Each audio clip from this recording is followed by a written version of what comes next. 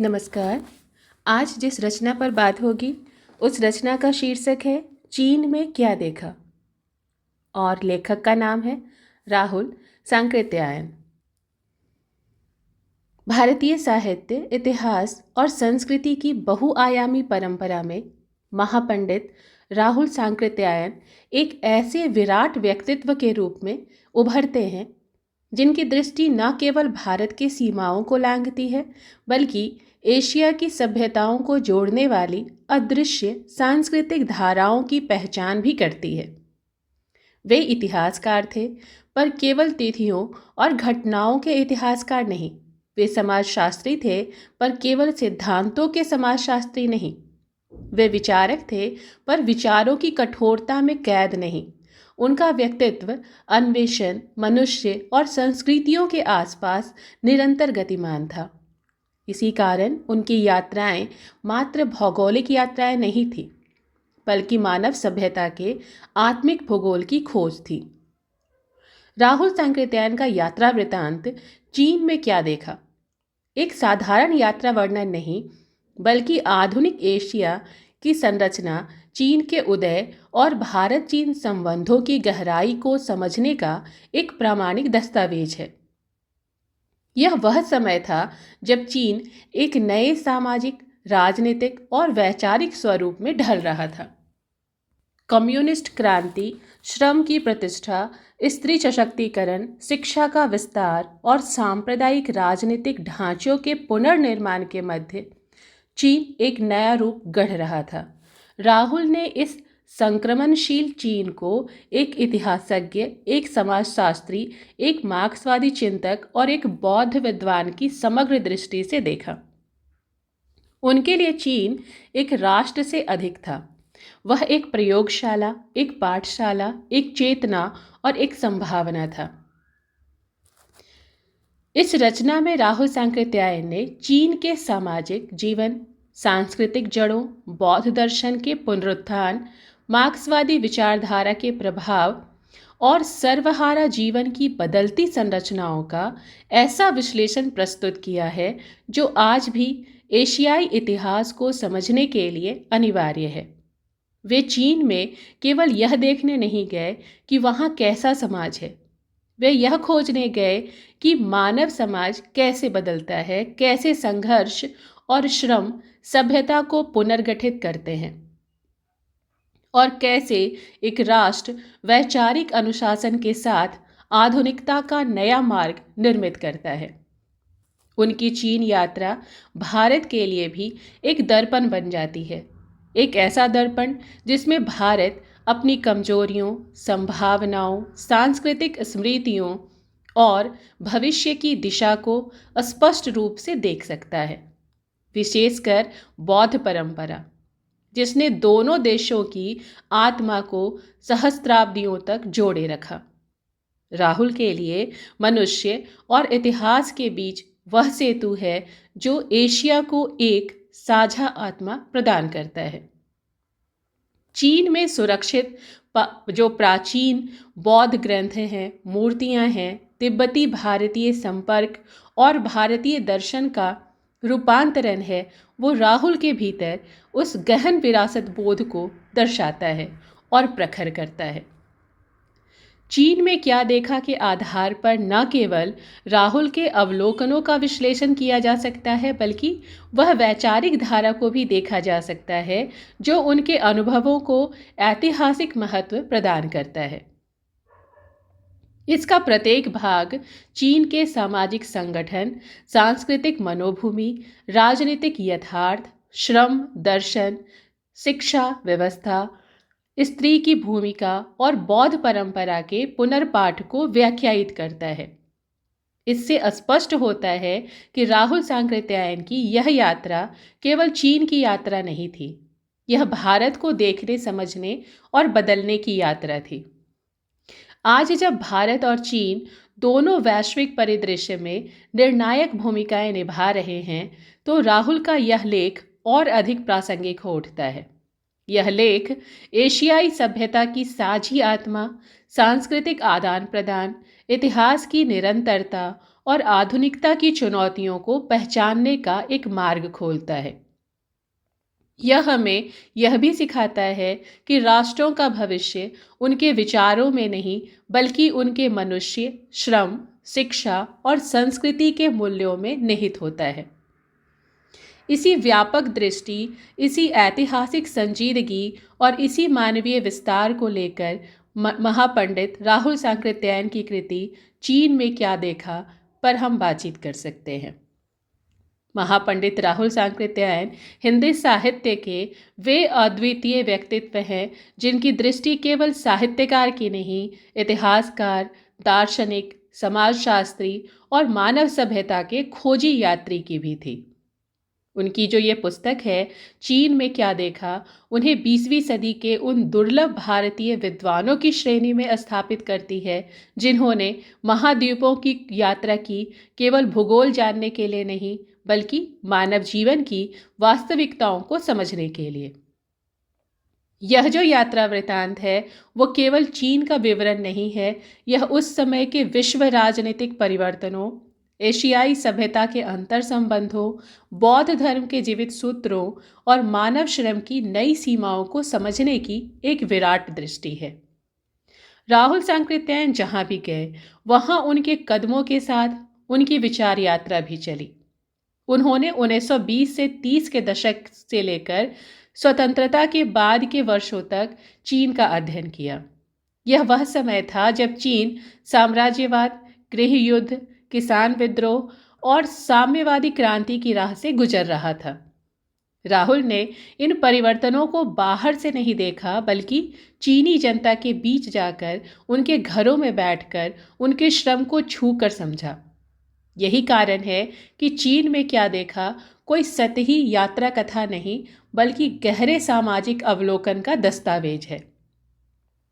इस कृति में राहुल जी न तो चीन की अंधभक्ति करते हैं, न किसी पश्चिमी चश्मे से उसे देखते हैं।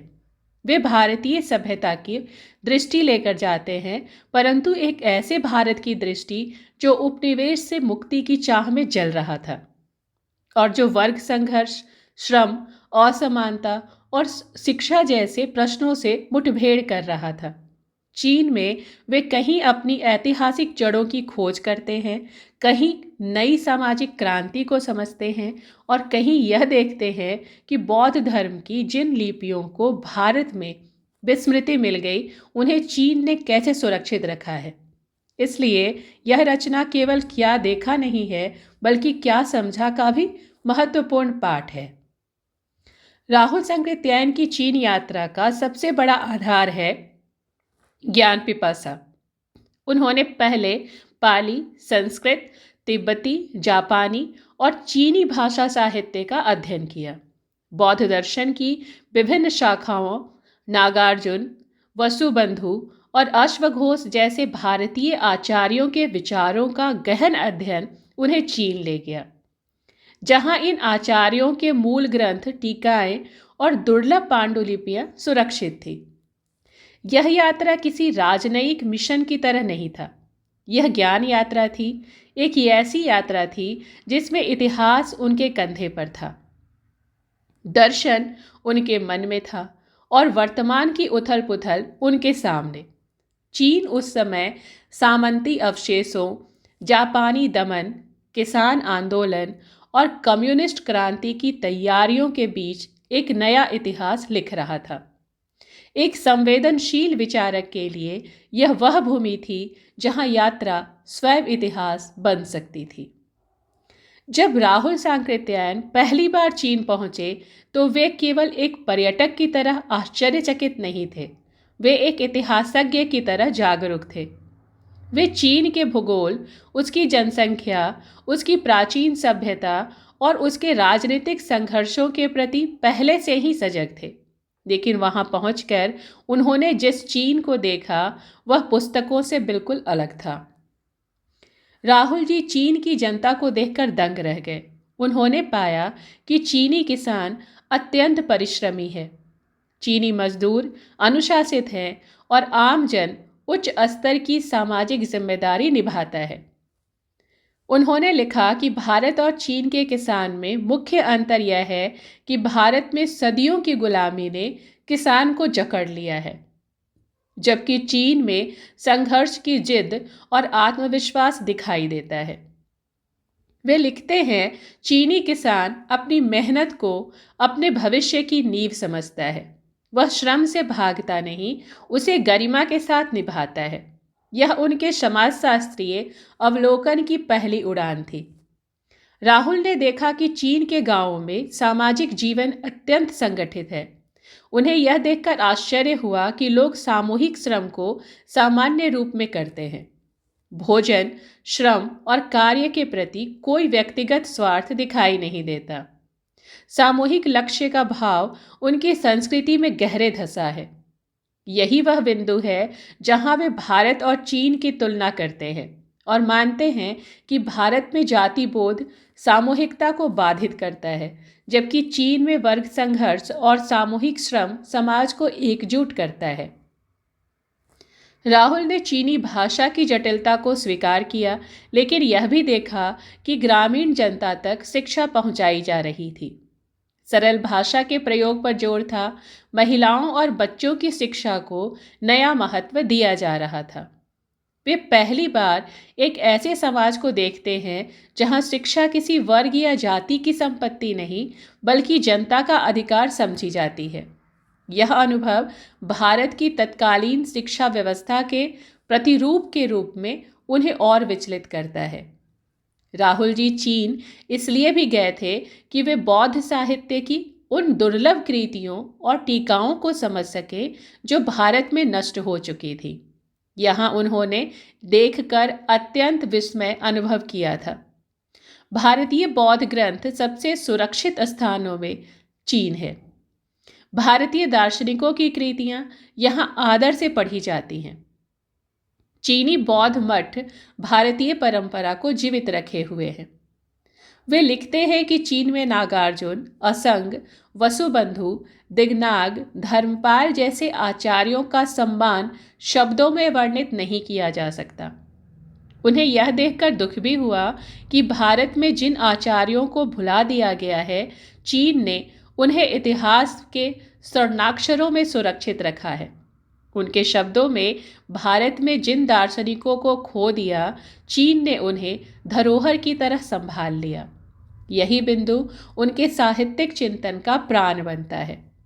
राहुल ने चीन के गांव, शहरों, फैक्ट्रियों, मजदूर, बस्तियों और सामूहिक खेतों को देखकर महसूस किया कि एक नई चीन जन्म ले रही है। यह परिवर्तन केवल राजनीतिक नहीं था, यह सामाजिक और मानसिक था। उन्होंने देखा कि शोषण के विरुद्ध अस्पष्ट चेतना है। साम्यवादी विचार ग्रामीण समाज में पहुंच रहे हैं। जनता अपने श्रम के अधिकार और समानता को गहराई से समझ रही है। उनकी दृष्टि में चीन केवल भूगोल नहीं था, वह चलती हुई क्रांति थी। एक ऐसी क्रांति जो उन्हें भारत के सामाजिक ढांचे से तुलना करने का अवसर देती है।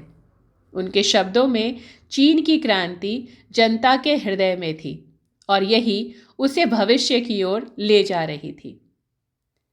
राहुल सांकृत्यायन की चीन यात्रा मात्र भूगोल देखने की घटना मात्र नहीं थी। यह समाज की गहराइयों में उतरने की एक सांस्कृतिक यात्रा थी।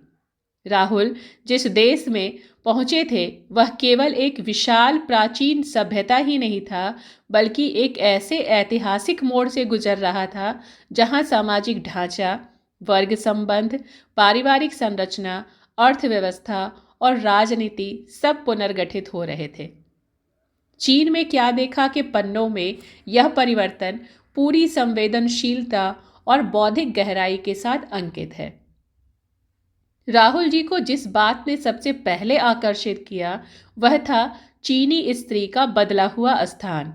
वे लिखते हैं, चीन की स्त्री पहले सामंती घराने की कैद में, अनपढ़ और सामाजिक रूप से हाशिए पर रखी गई थी, लेकिन साम्यवादी विचारों के प्रभाव ने उसकी स्थिति को पूरी तरह बदल दिया। कामकाजी स्त्री और श्रम का नया अर्थ को देखते हुए राहुल जी बताते हैं कि महिलाएं खेतों में पुरुषों के साथ बराबरी से काम कर रही थी, फैक्ट्रियों में भारी मशीनों पर काम करती थी। बच्चों की शिक्षा और स्वास्थ्य की जिम्मेदारी समाज सामूहिक रूप से उठाता था और घर और बाहर के काम को अलग अलग श्रेणियों में नहीं बांटा गया था। उनके शब्दों में स्त्री ने यहाँ घरेलू परंपराओं से ऊपर उठकर समाज की भागीदार होने का अधिकार प्राप्त किया है। राहुल जी इसे एक समाजवादी और मानवीय उपलब्धि मानते हैं।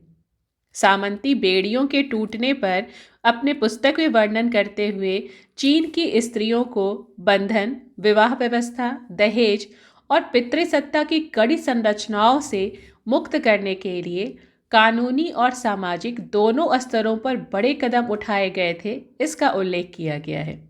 जहां भारतीय स्त्री अभी अनेक रूढ़ियों से जूझ रही थी, चीन में स्त्री का यह रूप उन्हें आश्चर्यचकित करता है।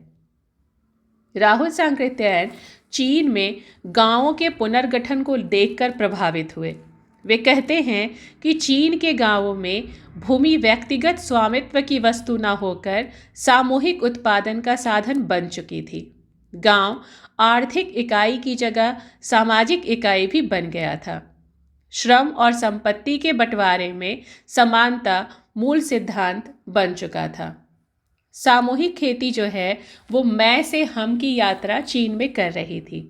चीन के खेतों में उन्होंने देखा कि बड़े बड़े सामूहिक खेत, साझा औजार, समान श्रम विभाजन और सामूहिक निर्णय, यह जो व्यवस्था थी उन्हें भारत के भूमि संरचना से बिल्कुल अलग दिखती है। जहाँ एक ओर जमींदार, दूसरी ओर बंधुआ मजदूर और उनके बीच शोषण का लंबा इतिहास भारत में व्याप्त था, वहीं चीन में यह व्यवस्था बिल्कुल सुंदर तरीके से व्याप्त थी।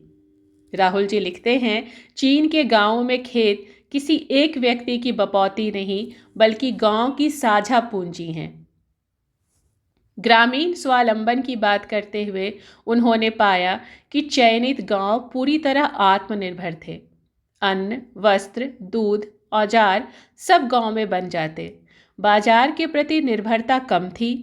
निर्णय से लेकर उत्पादन तक लोक भागीदारी थी। यह एक जीवंत लोकतंत्र था जो गांव की मिट्टी से उगता था। राहुल जी की दृष्टि में चीन की सबसे आकर्षक विशेषता थी श्रम का सम्मान। भारत में उस समय श्रम को निम्न समझा जाता था। जाति व्यवस्था ने काम को ऊंच नीच में बांटा था और मजदूर वर्ग शोषण का शिकार था। लेकिन चीन में श्रम को सम्मान था। श्रमिक समाज का निर्माता था और मेहनत सामूहिक मूल्य पाती थी। यह जो भावना गहरे में जड़ जमा चुकी थी, वही चीन के विकास में सहायक थी। मजदूर वर्ग की वहाँ नई स्थिति थी। राहुल जी कई फैक्ट्रियों में गए और देखा कि मजदूर संगठित हैं, उन्हें उचित मजदूरी मिलती है, कार्य घंटे निश्चित हैं, सुरक्षा और स्वास्थ्य की जिम्मेदारी भी कारखानों की है। वह लिखते हैं, यहाँ मजदूर मशीन का पुर्जा नहीं, समाज का प्राण तत्व है। नए मनुष्य का उदय उन्होंने देखा। चीन की साम्यवादी चेतना ने एक नए प्रकार के मनुष्य का निर्माण किया, जो वर्गहीन समाज का समर्थक है, जो व्यक्तिगत लाभ से ऊपर सामूहिक हित को रखता है और जो श्रम को गरिमा देता है, यानी गरिमा देता है। राहुल जी ने इसे एक मनोवैज्ञानिक क्रांति मानते हैं। उन्होंने अपनी दृष्टि में देखा कि चीन में साम्यवाद केवल सत्ता व्यवस्था नहीं बल्कि जीवन पद्धति थी। उन्होंने कई कम्यून, समितियों और सार्वजनिक सभाओं में भाग लिया और अनुभव किया कि जनता शासन में सहभागी है। निर्णय जमीन पर काम करने वाले मनुष्यों द्वारा लिए जाते हैं। वर्ग संघर्ष के विचार ग्रामीण चेतना में प्रवेश कर चुके हैं। भूमि सुधार भी संघर्ष से उपलब्धि तक का जो विस्तार से वर्णन उन्होंने किया है, जिसके तहत सामंती जमींदारों का अंत, किसानों को भूमि का वितरण, खेतों का सामूहिकरण और ग्रामीण समाज में आई समानता का वर्णन उन्होंने किया है। वे इसे एशिया की सबसे महत्वपूर्ण सामाजिक उपलब्धि मानते हैं। भारत और चीन का अंतर स्पष्ट करते हुए राहुल जी के मन में एक दर्द भी है। वे कहते हैं, जहां चीन अपनी भूमि, अपनी भाषा और अपनी जनता को मुक्त कर रहा है, भारत अभी तक जातियों, सामंती अवशेषों और अंग्रेजी शासन की मानसिकता से मुक्त नहीं हो पाया। वे भारत की ओर एक संकेत करते हैं कि समाज सुधार, शिक्षा, श्रम और संसाधनों का साझा स्वामित्व को अपनाए बिना किसी भी देश में सही लोकतंत्र नहीं आ सकता। राहुल जी चीनी शिक्षा व्यवस्था देखकर चकित थे। उन्होंने देखा यहाँ कि शिक्षा सबके लिए है, हर जगह है, हर उम्र में है। उन्होंने पाया कि प्राथमिक स्कूल गांव-गांव में हैं, वयस्क शिक्षा अभियान चलाया जाता है, महिलाओं के लिए विशेष कक्षाएं हैं, भाषा को सरल बनाने का अभियान है और वैज्ञानिक दृष्टि का विकास है। यह सब उन्हें उस भारत की याद दिलाता है जहां शिक्षा अभी भी जाति, वर्ग और धन पर आधारित थी। स्वास्थ्य के संबंध में चीन में उन्होंने देखा कि समाज की जिम्मेदारी स्वास्थ्य की थी, न कि किसी निजी डॉक्टर की। चीन में प्राथमिक स्वास्थ्य केंद्र थे, टीकाकरण अभियान दिखा, मातृ कल्याण कार्य दिखा, योग्यता आधारित लोक चिकित्सक दिखे, जिन्होंने जनता के जीवन को बदल दिया था। राहुल जी इसे गरीब केंद्रित और मानव केंद्रित व्यवस्था कहते हैं। भारत चीन का संबंध, जो इतिहास के पुल और राजनीति की दीवारों से स्पष्ट होते हैं, राहुल सांकृत्यायन इसके बारे में लिखते हैं कि भारत और चीन के जो आध्यात्मिक, सांस्कृतिक और बौद्धिक संबंध है, उनको गहराई से समझने के लिए चीन आना जरूरी है। वे बताते हैं कि चीन के बौद्ध मठों में भारतीय साहित्य के दुर्लभ ग्रंथ सुरक्षित हैं। चीनी भाषा में अनुदित भारतीय दर्शन की अटूट कड़ी है। तिब्बत और भारत के ऐतिहासिक संबंध अब भी जीवित हैं, लेकिन वे यह भी कहते हैं कि राजनीति कभी कभी उन पुलों को तोड़ देती है जिन्हें संस्कृति और इतिहास ने सदियों में बनाया है। उनकी यह चेतावनी आज भी उतनी ही प्रासंगिक है। इस पूरे क्रम में राहुल ने चीन को संघर्षरत, श्रमशील, सामूहिक, विचारवान और भविष्य के प्रति सजग देखा। उन्होंने एक ऐसा समाज देखा जो एक आदर्श था। वे कहते हैं, चीन ने न केवल सत्ता बदली बल्कि मनुष्य को बदला है। चीन को देखते हुए राहुल लिखते हैं कि चीन केवल एक तीर्थ की तरह नहीं, वह एक प्रयोगशाला की तरह है। समाज परिवर्तन की ऐसी प्रयोगशाला जहां मनुष्य अपने श्रम, अनुशासन, शिक्षा और सामूहिकता से एक नई दुनिया गढ़ रहा है। उनके लिए यह दृश्य रोमांचक भी है और विचारोत्तेजक भी। वे चीन में जो देखते हैं वह केवल व्यवस्था का बदलाव नहीं, बल्कि मानसिकता के बड़े रूपांतरण का संकेत है। राहुल के अनुसार चीन की सबसे बड़ी उपलब्धि यह है कि वहाँ सामूहिकता को परंपरा और आधुनिकता दोनों के संतुलन से विकसित किया गया है। चीन में गांव, कारखाने और विद्यालय किसी अलग अलग इकाई नहीं हैं। वे एक बड़े सामाजिक ढांचे की जुड़ी हुई कड़ियां हैं। राहुल इस व्यवस्था और सामूहिकता के 3 प्रमुख तत्व बताते हैं: समान श्रम का सिद्धांत, समान भागीदारी का सिद्धांत, समान उत्तरदायित्व की नीति। उनकी दृष्टि में यही वे आधारभूत तत्व हैं जिनके कारण चीन एक नई आधुनिकता गढ़ने में सफल रहा। राहुल देखते हैं कि चीनी नेतृत्व जनता से दूर नहीं है। वे लिखते हैं कि नेतृत्व की शक्ति उसकी निकटता में होती है, उसके ऊंचे पदों में नहीं। चीनी नेता कम्यून के प्रतिनिधि, साथ ही स्थानीय कार्यकर्ता, शिक्षक, सैनिक सभी स्वयं जो है वो श्रम करते हैं। श्रम वहाँ केवल आर्थिक मजबूरी नहीं है, बल्कि नैतिक मूल्य है। इस नैतिकता का जो आधार है, जनता के प्रति उत्तरदायित्व है। इसके विपरीत राहुल भारत की आलोचना करते हुए कहते हैं कि भारत में नेतृत्व और जनता के बीच दूरी बढ़ती जाती है। यह दूरी लोकतंत्र के लिए खतरनाक है, जबकि चीन में साम्यवादी नेतृत्व ने इस दूरी को एक सामूहिक जीवन पद्धति से कम किया है। राहुल लिखते हैं कि चीन की शक्ति उसके किसान और मजदूर है। भूमि सुधार ने किसानों को आर्थिक रूप से और शिक्षा ने उन्हें मानसिक रूप से मजबूत बनाया। चीन की फैक्ट्रियों और खेतों में जो श्रम दर्शन दिखाई देता है वह एक नवीन सामाजिक दर्शन का निर्माण करता है। राहुल पाते हैं कि किसान जमीन का मालिक है, मजदूर उत्पादन प्रक्रिया का सहभागी है और दोनों राष्ट्र की रीढ़ है। यह व्यवस्था भारत के सामाजिक ढांचे से एकदम भिन्न है, जहां किसान कर्ज, जाति और शोषण की त्रयी में फंसा हुआ है और मजदूर असंगठित होकर सस्ती श्रम शक्ति में बदल जाता है। राहुल चाहते हैं कि भारत चीन से यह सीख ले कि राष्ट्रीय उन्नति तभी संभव है जब उसके मेहनतकश वर्ग को सम्मान और अधिकार मिले। चीन में राहुल को यह देखकर आश्चर्य होता है कि पुराने सांस्कृतिक स्रोतों को नकारा नहीं गया है, उनका पुनर्पाठ किया गया है। बौद्ध ग्रंथों का नए अनुवादों में पुनर्संस्कार, लोक कथाओं और लोक नाटकों का समाजवादी शिक्षा में उपयोग, कला का नए समाज की भाषा में रूपांतरण, ये सब चीन के सांस्कृतिक पुनर्जागरण में राहुल को भारत का भविष्य दिखाते हैं। वे मानते हैं कि भारत यदि अपनी समृद्ध परंपरा का आधुनिक अर्थों में पुनर्पाठ कर ले तो वह भी सांस्कृतिक रूप से नई ऊर्जा प्राप्त कर सकता है। राहुल स्त्रियों के जीवन में आए परिवर्तन को शांत क्रांति कहते हैं। वे कारखानों में बराबरी से काम कर रही हैं, वे स्कूलों और विश्वविद्यालयों में पढ़ रही हैं, वे प्रशासनिक पदों पर अपनी भूमिका निभा रही हैं। स्त्री की यह सक्रियता केवल आर्थिक भागीदारी नहीं है, यह सामाजिक चेतना का उदय है। राहुल स्त्रियों की इस स्थिति को सभ्यता का वास्तविक मापदंड मानते हैं और भारत से प्रश्न करते हैं कि जब चीन जैसी परंपरागत समाज व्यवस्था इस परिवर्तन को स्वीकार कर सकती है तो भारत क्यों नहीं। राहुल चीन के विज्ञान और तकनीक के उपयोग को देखकर प्रभावित होते हैं।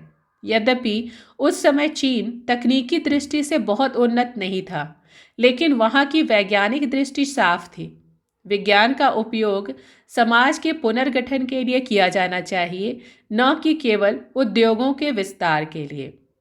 राहुल बताते हैं कि छोटे छोटे कारखानों में तकनीक का स्थानीय प्रयोग, ग्रामीण क्षेत्रों में सामूहिक उत्पादन इकाइयाँ, मशीनों को मनुष्य के सहायक की तरह रखना, यह एक ऐसी कल्पना है जिसमें उत्पादन का उद्देश्य पूंजी संचय नहीं बल्कि सामाजिक कल्याण है। राहुल केवल चीन की प्रशंसा नहीं करते, वे उसकी कमियों को भी ईमानदारी से दर्ज करते हैं। कठोर अनुशासन कभी कभी व्यक्ति की स्वतंत्रता को सीमित कर देता है। सामूहिकता का दबाव व्यक्तिगत रचनात्मकता कम कर सकता है। राजनीतिक मतभेदों के लिए जगह कम दिखाई देती है, लेकिन इन कमियों के बावजूद राहुल मानते हैं कि चीन का पुनर्गठन मानवीय ऊर्जा, विवेक, श्रम और सामूहिक संकल्प का परिणाम है। भारत को चीन की व्यवस्था नहीं अपनानी है, भारत को चीन के श्रम, अनुशासन और सामूहिकता का दर्शन अपनाना है। उनकी दृष्टि में चीन का अनुशासन भारत के लिए प्रेरणा है। चीन की स्त्री सम्मान नीति एक आदर्श है। चीन का श्रम दर्शन भारत की आवश्यकता है और चीन का सांस्कृतिक पुनर्पाठ भारत की दिशा हो सकता है। राहुल स्पष्ट कहते हैं कि चीन की यात्रा उनके लिए इतिहास के पाठ से अधिक भविष्य की संभावना का संकेत बन गई। राहुल सांकृत्यायन की जो ये पुस्तक है मेरी चीन की यात्रा, इसका सबसे गहरा आयाम केवल समाज, राजनीति या अर्थव्यवस्था का अवलोकन नहीं है। उनके यात्रा वृतांत की भीतरी धारा बौद्ध सभ्यता के उस मौन सेतु की खोज है जो भारत से निकला और चीन की आत्मा में जाकर रच बस गया। राहुल के लिए चीन की यह यात्रा एक ऐतिहासिक उत्तरदायित्व थी, एक ऐसे ज्ञान परिवार की खोज जिसकी जड़ें भारत की धरती में थी पर जिसकी शाखाएं संसार के बड़े हिस्से में फैल चुकी थी। राहुल समझते थे कि चीन में बौद्ध धर्म ने भारत की तुलना में एक नया रूप ग्रहण किया है। स्थानीय संस्कृति के साथ समन्वय, दार्शनिक विमर्श का विस्तार और बौद्ध कला की अनूठी अभिव्यक्तियां वे चीनी बौद्ध धर्म को भारतीय मूल का पर चीनी आत्मा वाला धर्म कहते थे।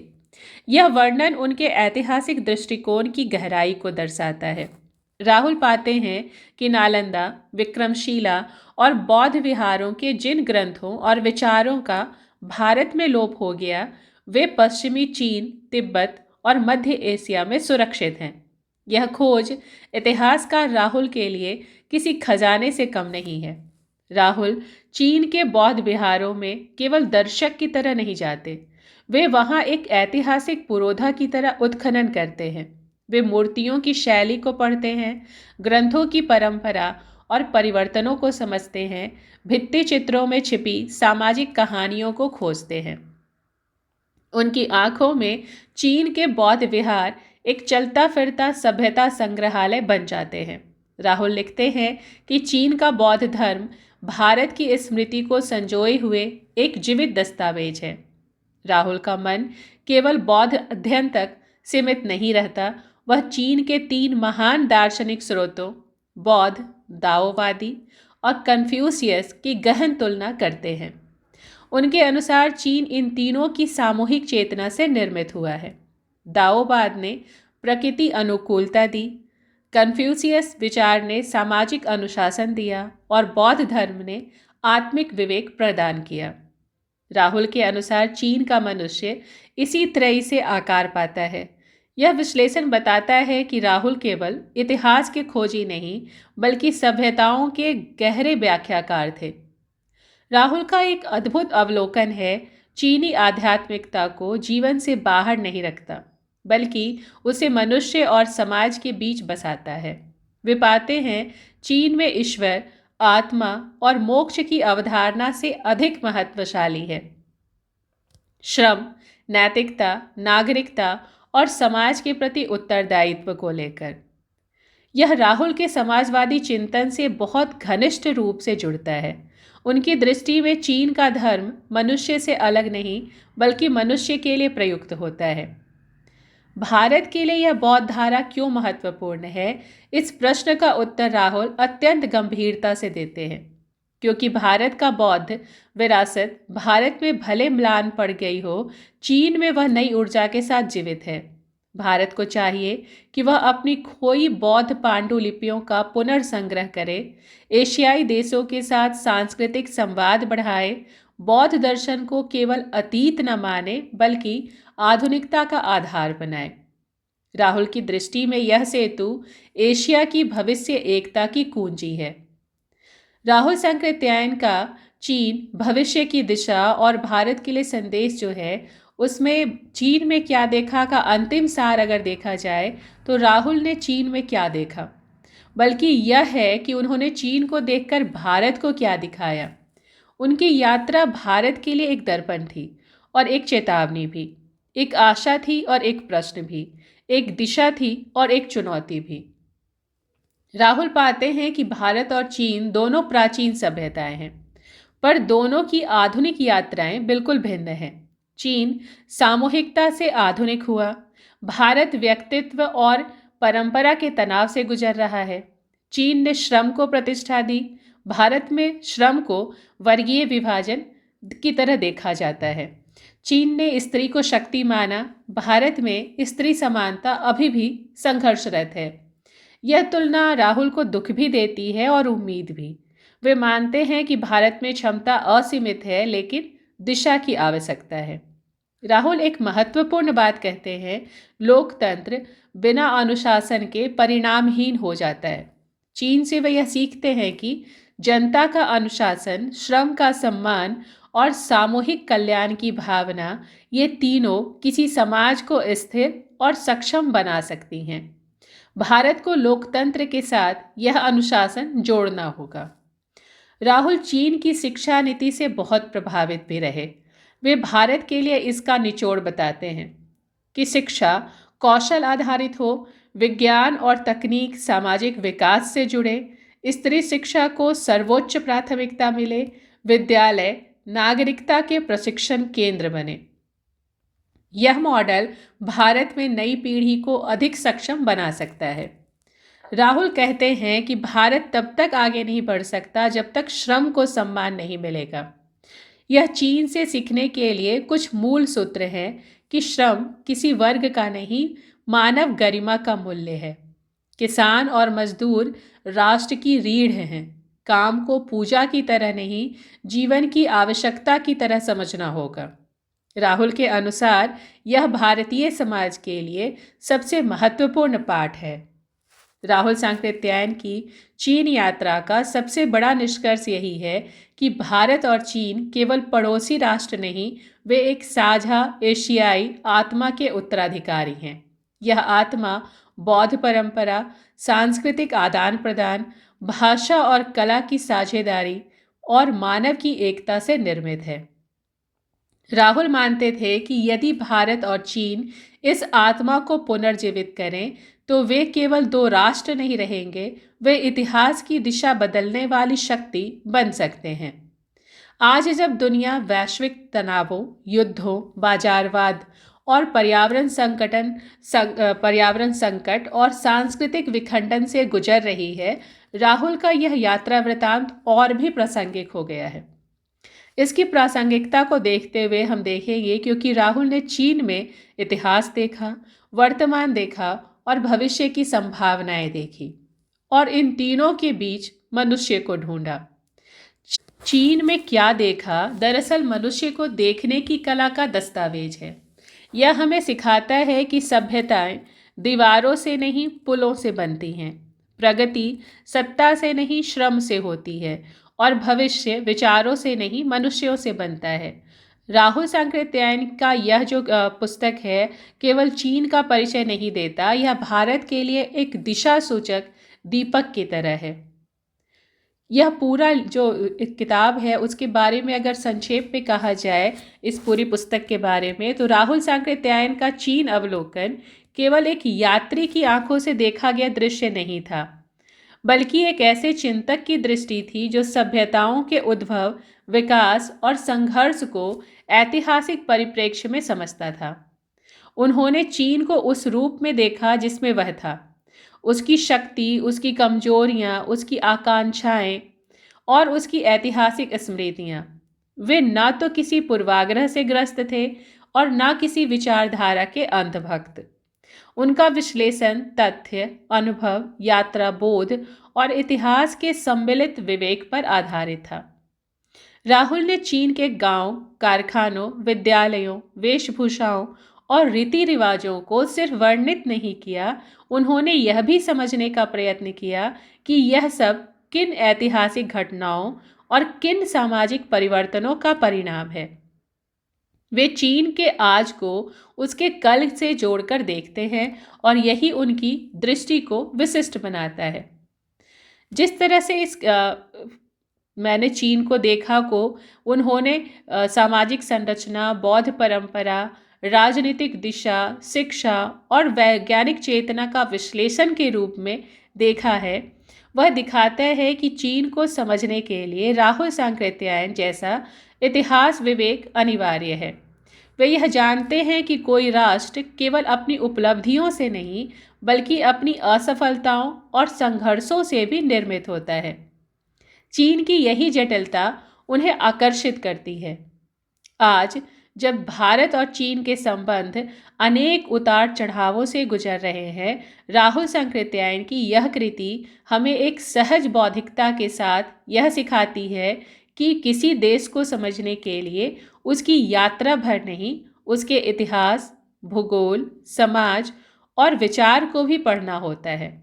और इस पढ़ने की सर्वोत्तम पद्धति है पूर्वाग्रहों से मुक्त, जिज्ञासा प्रधान और मानवीय दृष्टि। राहुल जी चीन से लौटकर सिर्फ उसके दृश्य नहीं लाए, वे लाए एक अनुभव कि सभ्यताएं तभी जीवित रहती हैं जब वे अपनी स्मृतियों को संजोए रखते हुए समय के साथ बदलने की क्षमता रखती हैं। चीन इसी क्षमता का एक जीवंत उदाहरण बना और राहुल उसे एक विद्वान साक्षी की तरह देखकर लौटे। चीन में क्या देखा केवल चीन का वर्णन नहीं, बल्कि राहुल सांकृत्यायन के विशाल व्यक्तित्व और ज्ञान यात्रा का दस्तावेज भी है। यह हमें याद दिलाता है कि दुनिया को समझना स्वयं को समझने का विस्तार है और यात्रा मानव चेतना का वह द्वार है जो हमें अनवरत सीखते रहने का अवसर देती है। धन्यवाद।